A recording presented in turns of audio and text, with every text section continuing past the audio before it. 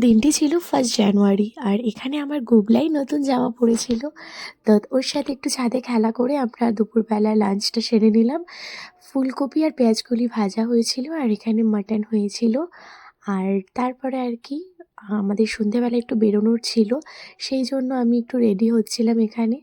তো এখানে আমি একটু মেকআপ করে নিয়ে তারপরে আমাদের আজকে যাওয়ার ছিল শের-ই পাঞ্জাব।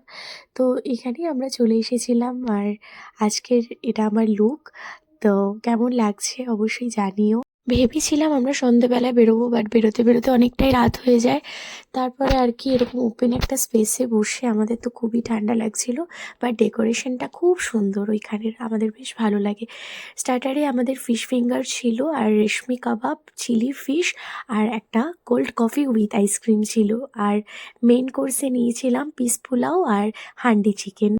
দিনটি খুবই ভালোভাবে কাটিয়েছিলাম। তো ভিডিওটি কেমন লাগলো জানিও। আর কিছু ফটো শেয়ার করলাম। ওকে, বাই।